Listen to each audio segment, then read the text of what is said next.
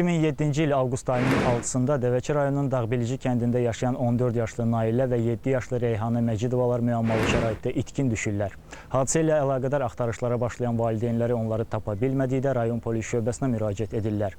Başlanan araşdırma nəticəsində şübhəli şəxs qismində Gələcək kənd sakini Təvəkkül İsmailov saxlanılır. Aparılan sorğu-sual zamanı sonuncu azyaşlı qızları öldürərək Samur Abşeron kanalına atdığını etiraf edir.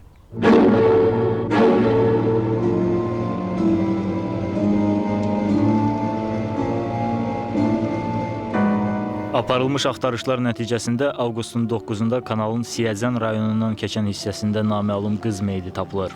Dərhal sonra cəsəd məhkəmə tibbi ekspertiza şöbəsinə göndərilir. O vaxt kütləvi informasiya vasitələrində yayılan məlumatlara əsasən meyid tanınmaya təqdim olunarkən yaxınları onun itkin düşən qızlarından birinə oxşadığını təsdiq edirlər. İnformasiya agentliklərinə müsahibə verən Dəvəçi rayon prokuroru Faiq Rzayev itkin düşən Nailə və Reyhanə Məcidovaların qətlində şübhəli şəxs qismində rayon sakini 1976-cı il təvəllüdlü Təvəkkül İsmailovun saxlanıldığını bildirir. Prokurorun sözlərinə görə İsmailov hər iki qızı boğaraq öldürdüyünü və kanala atmasını deyib. Tapılan meydin üzərində zorlama əlamətlərinin olub-olmamasına gəlincə isə Rzayev hələlik iş üzrə ekspert reyinin olmadığını qeyd edir. Növbəti günlər ərzində axtarışlara daxili qoşunların əskərləri cəlb edilir, iri miqyaslı tədbirlər aparılır.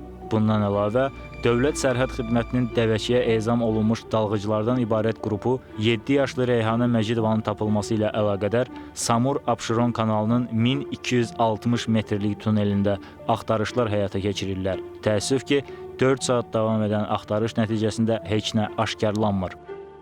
Dəvəçi rayon polis şöbəsinin rəis müavini Məmməd Musa Hüseynov açıqlamasında təkcə tuneldə yox, kanalın Ceyranbatana kimi bütün açıq hissəsində axtarışlar aparıldığını, tədbirdə Abşeron, Xızı və Siyəzən rayon polis şöbəsi əməkdaşlarının da iştirak etdiyini bildirir. Bir müddətdən sonra cinayət işi Dəvəçi rayon prokurorluğundan alınaraq, Baş prokurorluğun ağır cinayətlərə dair işlər üzrə İstintaq İdarəsinin müstəntiqi Zakir Saatovun icraatına verilir. Məhkəmə tibbi ekspertiza və patoloji anatomiya birliyi Nəsimi rayon şöbəsinin rəyindən görünür ki, Nailə Məcidovanın meyidi kəskin çürüməyə məruz qalıb.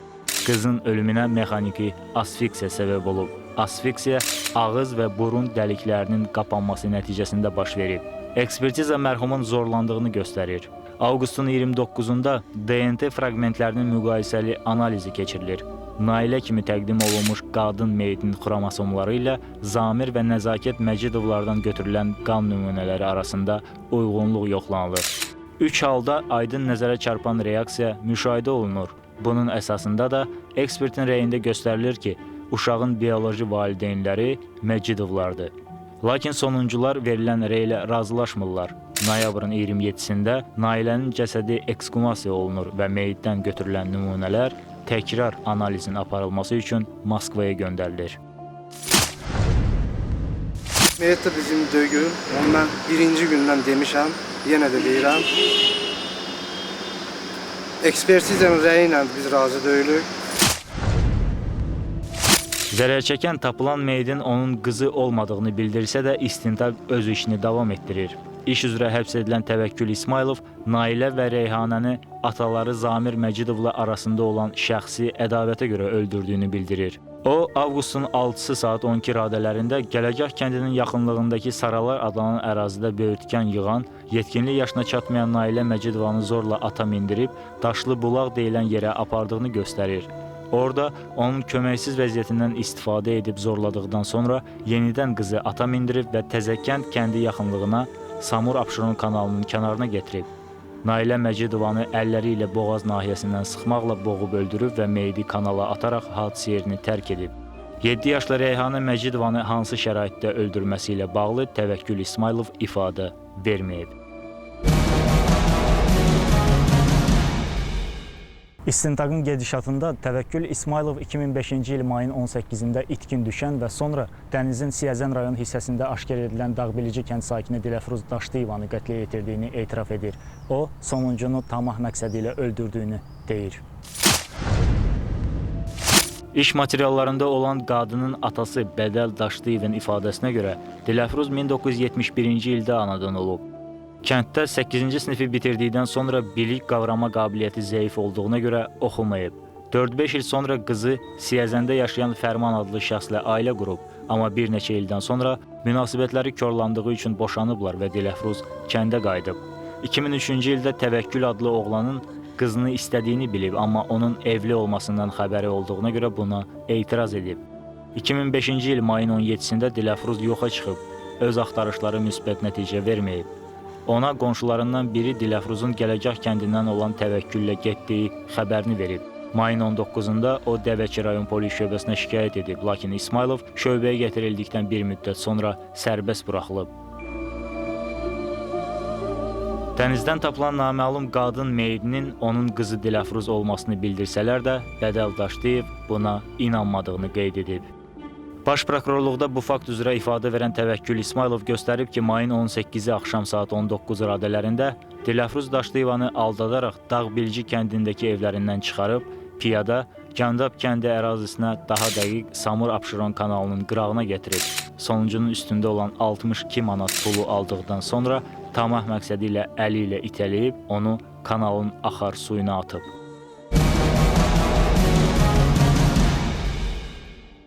İstintaq gedişatında Təvəkkül İsmailovun törətdiyi bir sıra qanuna zidd əməlləri aşkarlanır.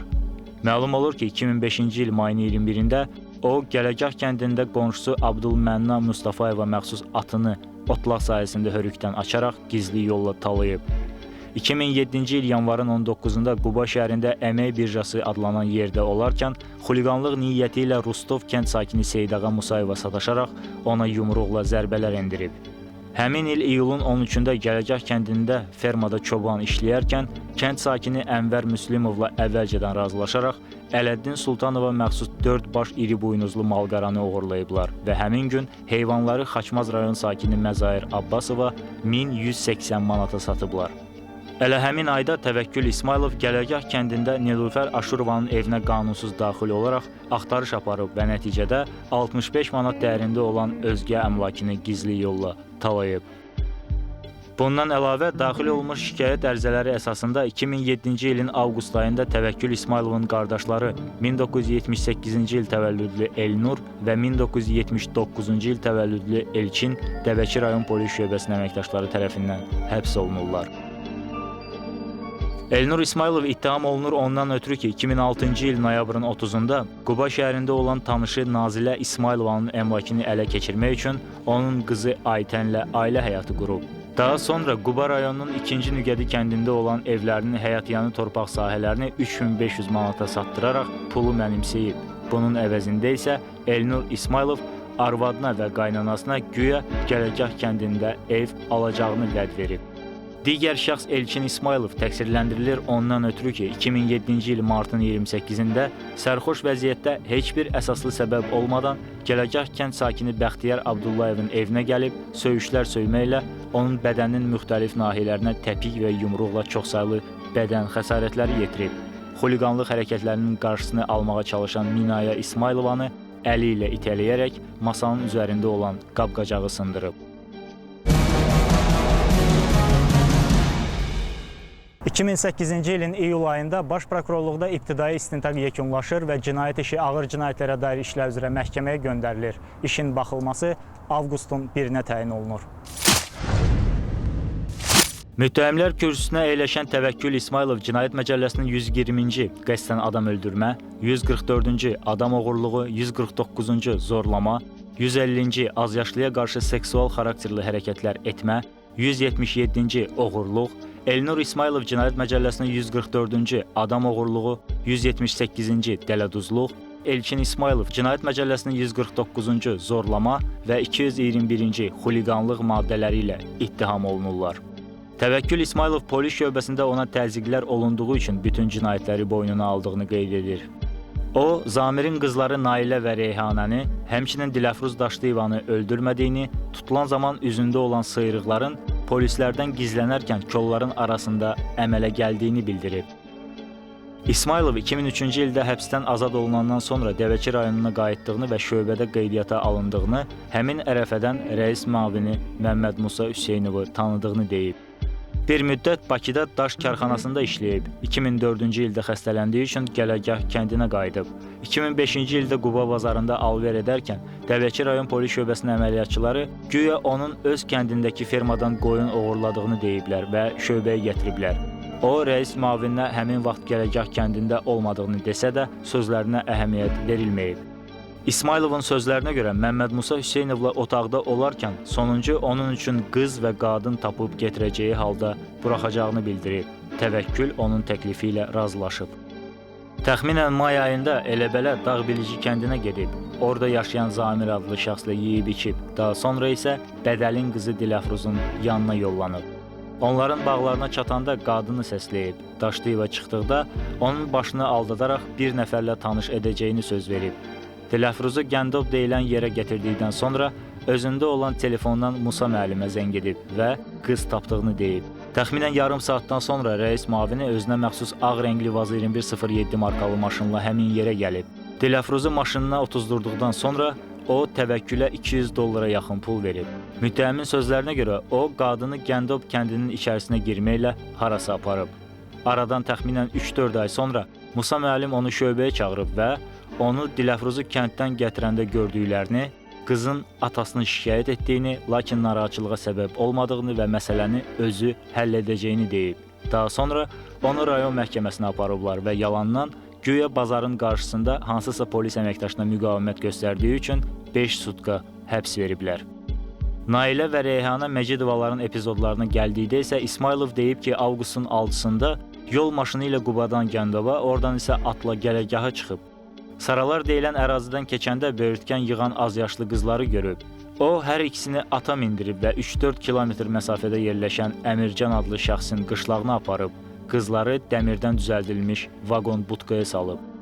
Daha sonra Dəvəçiyə gəlib, Məmməd Musa Hüseynov şöbədən çıxanda ona yaxınlaşıb və 2 nəfər qız tapdığını söyləyib. Razılaşıblar ki, 1 saatdan sonra Kuybışov kəndinin yaxınlığında görüşsünlər. Şərtləşdiyi yerdə o, Nailə və Reyhanəni Vaz 2110 markalı maşınla gələn Musa müəllimə təhvil verib. Polis zabiti qızları maşına mindirib aparanda artıq hava qaralmışdı. O, qardaşı Elnurun yaşadığı evə doğru addımlayarkən çoxlu adamlar və maşınlar görüb.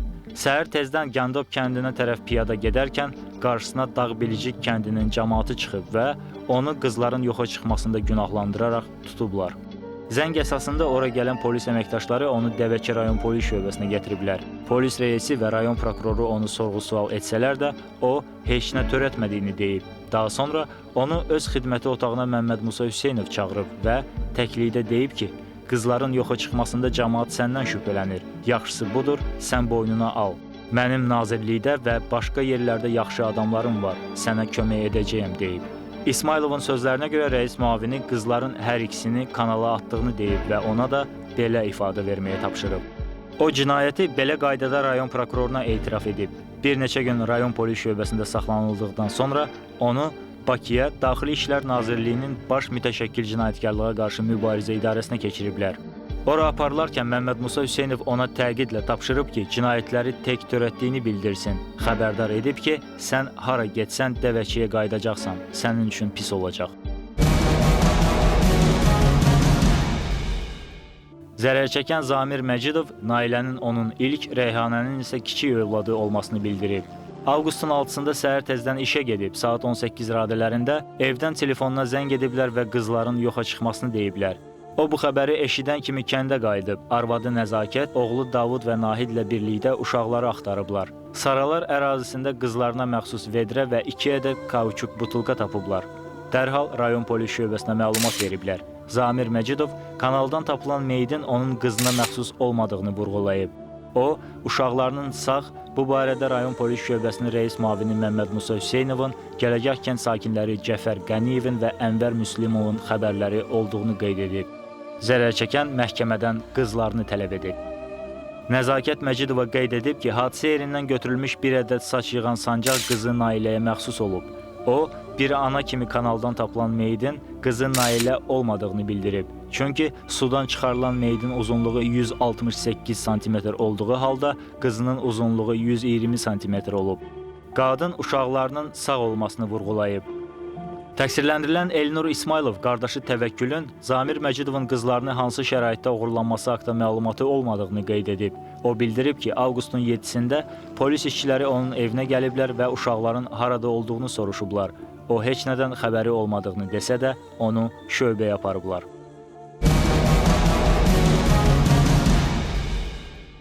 Zərər çəkənlər və təqsirləndirilən şəxslərin valideynləri Bakıda mətbuat konfransı keçirirlər. Sülh və Demokratiya İnstitutunun rəhbəri Leyla Yunus deyir ki, məhkəmədə qanun pozuntusuna yol verilir, proses qərəzli aparılır. O bildirir ki, Təvəkkül İsmailov uşaqları və Dilafruz Daşdıyevanı oğurlayaraq Dəvəki rayon polis şöbəsinin rəis müavini Məmməd Musa Hüseynova verib, lakin nədənsə hakim Əhməd Quliyev onu məhkəməyə şahid kimi çağırmır. İtkin düşən qızların atası Zamir Məcidov tapılan meyidin onun qızına məxsus olmadığını, DNT analizinin çıxarılması üçün onlardan hər hansı nümunə götürülmədiyini söyləyib.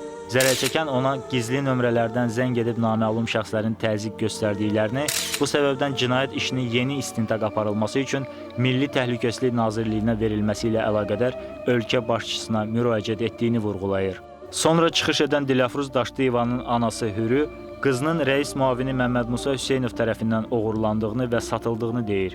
Onun sözlərinə görə qızı itəndən 2007-ci ilədək Hüseynov deyirdi ki, narahat olma, qızın sağ-salamatdır. Biz araşdırmışıq, o Quba rayonundadır, ərə gedib. Qadın qızını axtarsa da onu tapa bilməyib. Zamir Məcidovun qızları yoxa çıxanda və İsmailov qardaşları tutulanda isə polis zabiti Hürü Daşdıyevaya deyib ki, Dilafruz bir il əvvəl ölüb, onu Siyəzəndə qəbristanlıqda dəfn eləmişik. Qadın sual verir ki, əgər o düzgün iş aparırdısa, nəyə görə meyit tapılanda ailə üzvlərinə xəbər eləməyib? Hürü Daşdıyeva da iddia edir ki, tapılan qadın onun övladı deyil. Təqsirləndirilən şəxslərin anası Rəfiqə İsmailova da istintaq zamanı oğlanlarına işgəncə verildiyini və bu səbəbdən onların üzərlərinə bu cinayətləri götürdüklərini qeyd edib. Müstəntiqə qarşı biz vəsadət qaldırmışıq ki, məhkəməyə gəlsin. Onudur ki, hakim bildirir ki, qanunda yazılmayı, yəni onu dindirmək mümkündür. Amma bizim də bir fikrimiz var ki, biz müstəntiqə qarşı iddia qaldıraq, məhkəməyə verirlər. Çünki işlər heç biri düzgün aparılmır. Heç bir şahid düzgün aparılmır. Bizə lazımlı şahidlər burada çağırılmır, lazımsız şahidlər hamısı kənardan çağırırlar. Çünki bizim işimizə aid olmayan şahidləri çağırırlar. Dəfələrlə təyin olunan məhkəmə prosesləri təxirə salınır. Zərər çəkənlər məhkəmənin qeyri-obyektiv aparılmasına etiraz olaraq iclaslarda iştirak etmirlər. Dəstək olaraq təqsirləndirilən şəxslərin valideynləri də prosesə gəlməkdən imtina edirlər. Müttəhimlər vəkillərin hüquqi yardımlarının keyfiyyətsiz olduğunu bildirərək onların müdafiəsindən imtina edirlər və təzə vəkillərlə müqavilələr bağlayırlar. Bütün bunlara isə sözsüz ki, uzun aylar sərf olunur. Zərər çəkmişlər, bir dəfə də olsun istintaqa çağırıldı, bu işlə bağlı heç bir prosedura etmişlər. Və cinayət işi materiallarına olan ziddiyyətli üsullar, cinayət işinin məhkəmə istinadıdan tanıma bilməyəcək təzyiqlərin çağırılması və məhkəmədə ortağa çıxmış mübahisələrlə bağlı hesab edir ki, müstəqil çağırıb dindirilməsi zəruri. Xahiş edən vəsailə təmin edilsin. Zamir Məcidovun və təqsirləndirilən İsmailov qardaşlarının vəsadətləri əsasında prosesə əlavə şahidlər dəvət olunur. Nəhayət, məhkəməyə ifadə vermək üçün Dəvəki rayon polis şöbəsinin əməliyyat işləri üzrə rəis müavini Məmməd Musa Hüseynov gəlir. Məmməd Musa Hüseynov göstərib ki, Zamir Məcidov və onun ailə üzvlərini uşaqları itəndən sonra tanıyıb. İlk dəfə Təvəkkül İsmailovu o vaxt hərbi xidmətdən yayındığına görə əməkdaşlar tutub şöbəyə gətirəndə görüb. Onunla yaxın münasibəti və düşmənçiliyi olmayıb. Rəis müavininin sözlərinə görə Nailə və Reyhanənin itkin düşdüyü barədə rayon polis şöbəsinə məlumatı babaları verib. Dərhal onların axtarışına başlayıblar. Avqustun 7-sində Dağbilici kənd sakinləri Təvəkkülü çöldə tutduqdan sonra şöbəyə xəbər göndəriblər. O, əməliyyat qrupu ilə ora gedib və İsmailovu sahə müvəkkili ilə birgə şöbəyə göndərib. Özü isə digər işçilərlə əraziyə baxış keçiriblər. Qərəgah kəndinə gedib, bu əməliyyatlara qoşulmuşam. Səhərəcən də əməkdaşlarla bir yerdə o axtarışları davam etdirmişik. Səhərə yaxın mən gəlmişəm. Daxili İşlər Nazirliyinə, qonşu rayonlara məlumat hazırlamışam və yenidən qalan əməkdaşları götürüb xidməti iti götürüb hadisə yerinə gedmişik. Təvəkkül tutulanda siz harda olmuşsunuz? Təvəkkül tutulanda mən şöbədə. Mənə zəng edib dedilər ki, cəmaat tutub onu, Saat neçədə olub bu hadisə? Saat arası 7 radyo. Səhər saat 7 radyo. Öyle. Təvəkkül saat neçədə gətirilib şöbəyə? Saat 7 buraxmırdılar. Mən gəldim, cəmaatı başa saldım ki, burada çölün düzündə o heç bir şey boynuna alan deyil. Siz getdiniz ora kəndə? Bəli, kəndə yox, kəndin ayaq tərəfində. Qələgər kəndindən aralıda. Sahil inspektoru da bunların yanındaydı. Mən başa saldım. Bunlar demək ki, icra başçısının maşını ilə sahil inspektoru təvəkkül apardılar şöbəyə. Biz cəmaatla bir yerdə qayıtdıq Saralar düzünə, hansı ki, o böyük yanlıqların uşaqları idi. Təvəkkül İsmailov əvvəl hadisə günü Qubada olduğunu bildirib, lakin həmin məlumat yoxlanıldıqda qaynanası Təvəkkülün onların evində yaşamadığını, qızını atıb getdiyini deyib. Məmməd Musa Hüseynovun dediyinə görə ona səmimi olmaq təklif edildikdə İsmailov uşaqları oğurlayaraq Samur Abşeron kanalına atdığını, bunu ataları Zamirlə şəxsi ədavəti olduğu üçün etdiyini söyləyib. Əvvəlcə o göstərdi ki, filan yerdə olub, onu yoxladıq. Peşman yerdə olmuşam, onu yoxladıq. Və ən axırda dedi ki, Quba rayonunda öz ailəmin yanında olmuşam, ailəmi aparmışam ora hamilə olduğuna görə. Biz onun qaynanasının, həyat yoldaşını dindirdik. Bu da düz çıxmadı. Qaynanası izahat verdi ki, neçə gündür mən onu görmürəm. Ailəsi hamilə olduğuna görə gətirib atıb bura. Deyirlər, həm qul bazarındadır, harada restoranlardadır, haradadırsa mən onu görməmişəm. Və bundan sonra bu yenə boynuna almayanda dedilər, nə izahat verir, görün alın. Mən icazə aldım ki, bir 5-10 dəqiqə bunu ilə söhbət edir. Və apardım iş otağıma. Bu zaman bizim əməkdaşlardan bir neçəsi də mənim otağımın qabağına yığışdı ki, bu saat iş açılacaq. Və mən başladım bunu ilə söhbət aparmağa, profilaktik söhbət aparmağa. Və bu aliblərin qoydum ortalığa ki, bu sənin dediklərin heç biri öz təsdiqini tapmır. Və bundan sonra o və bildirdim ki, bu sənin, əgər etiraf eləməsin, bütün ömrün boyu ürək ağrısı olacaq bu cinayət sənə. Ondan sonra ağlayaraq bir sigaret çəkib, bildirdi ki, bəli, bu cinayəti mən törətmişəm, etiraf eləməyə hazıram. Və bildirdi ki, bu Təzəkənd kəndinin yaxınlığında bacıları kanala atıb, orada onun başlarağı da var, ayaq izləri də var, haradakı sürüşüb kanalın qırağında, betonda. Və sual verdikdə ki, ne üçün öldürmüsən, bunu üz istəyirəm, zorlamısan, ne üçün, məqsədin nə olub? Bununla əlaqədar o bildirdi ki, demək, mənim onun atalarıyla intriqam var. 2005-ci ildə Dilafruz itdikdən sonra mənim sirrimi yalnız o bilirdi. Ona görə o cəmaata diliyinə görə mən ondan hayır çıxmışam. Və kanala atmışam. Bundan sonra da onun ifadəsinə əsasən biz bir neçə gün kanal boyunca səfərbərlik əməkdaşları axtardıq. Ayın 9-unda Meyit kanaldan, yəni Astonikdən, Siyəzən rayonu arasındakı sudurucu məntəqədən tapıldı. Polis zabitinin sözlərinə görə ayın 7-sində məlumatla əlaqədar Təvəkkülün qardaşı Elnur da saxlanılıb. Gələcək kəndinə gəldikdə polislər görüblər ki, Dağbilici kəndinin sakinləri Elnurun yaşadığı evi mühasirəyə alıblar.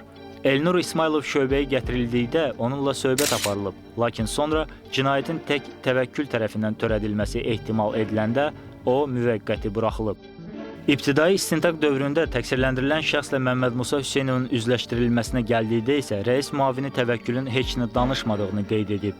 Hüseynov hesab edir ki, İsmailovun qərəzli münasibəti ondan irəli gəlir ki, o cinayəti açdığına görə müttəhim ondan qisas almaq istəyir və bu səbəbdən həm azyaşlı qızları, həm Dilafruz Daşdivanı oğurlayaraq ona verdiyini bildirir. Sizi müstəntiq niyə üzləşdirirdi Təvəkküllə? Müstəntiq dedi ki, bu deyir ki, qızları mənə verir. O da üzləşmədi. Mən getdim, dayandım, protokol yazdılar.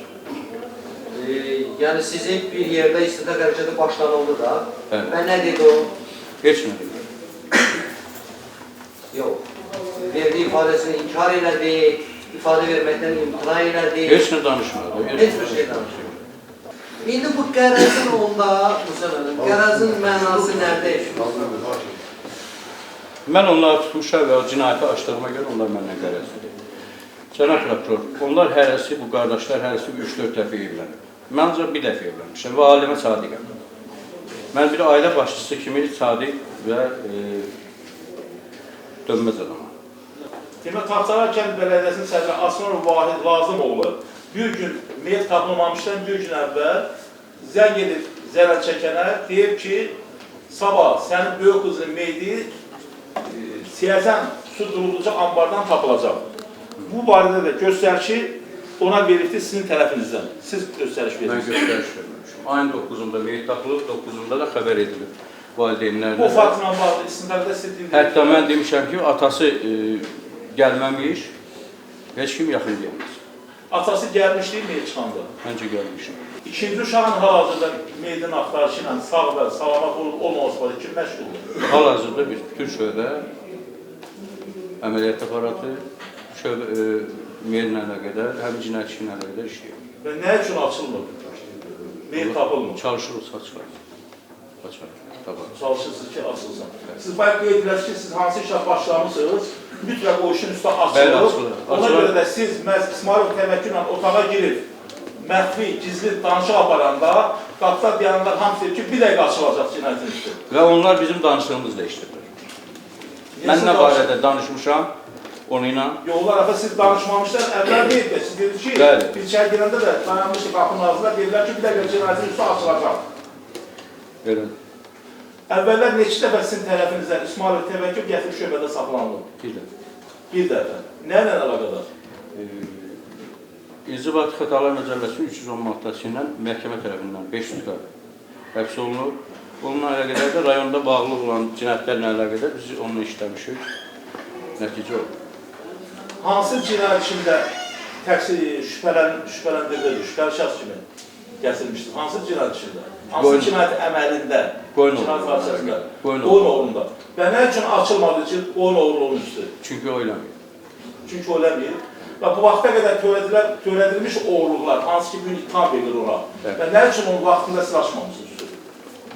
Belə yaxşı əməliyyatçı idisə və ölüm işinin birbaşa sizin təşəbbüsünüzlə açılıbsa, nə üçün bu vaxta qədər onun törətdiyi cinayətlərin üstü vaxtında açılmamışsınız? Mən əvvəllər də sizin ona heç bir şübhəsi olmaz. Mən dəfələrlə ağır cinayətlər açdığıma görə Daxşar Nazirliyinin və şöbənin rəhbərliyi tərəfindən mükafatlandırılmışam və lazım olsa o açdığım cinayət işlərini də təqdim edə bilərəm. Təqsirləndirilən Təvəkkül İsmailov rəis müavinini yalan danışmaqda ittiham edib və bir daha uşaqları oğurlayaraq ona verdiyini bildirib. Elnur İsmailov da polis zabitini rayon ərazisində qanuna zidd əməllərlə məşğul olmaqda günahlandırıb.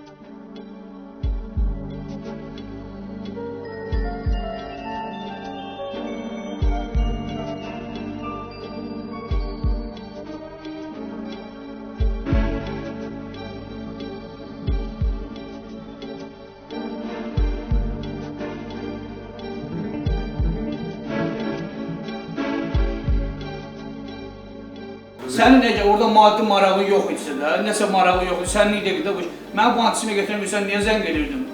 Təvəkkül polisində açılan cinayətlərin 80%-ni mən açıram. Allah kömürüm. Kim var idi yanında mənim? Sən tək idin. Tək. Böhtan atma. Mən Tərəfkün cinayəti boyunda, böhtan atma. Sənə Rəşad zəng elədi, gəl. Musa müəllim, Elnur. Mən şöbədən gəldim. Sən şöbədən gəlmədin, sən Cəfərin evindən gəldin. Nə var Cəfəri? Yalan danışmayın. Yalan danışan sənsən. Firuzun Parası kim özünü tərifləyib yoxsa? Xatırladaq ki, 7 yaşlı Reyhanə Məcidovanın nə ölüsündən, nə də ki, dirisindən bugünəcən hər hansı məlumatı yoxdur. Cinayətkarlar üzə çıxarılsın, məhkəməyə gətirilsin. Sübutları yerinə yetirilsin onların. Təvəkkül rayon sakinləri Nailə və Reyhanə Məcidovların itkin düşmələrinə dair 17-750 nömrəli cinayət işinin ikinci hissəsi kriminalda.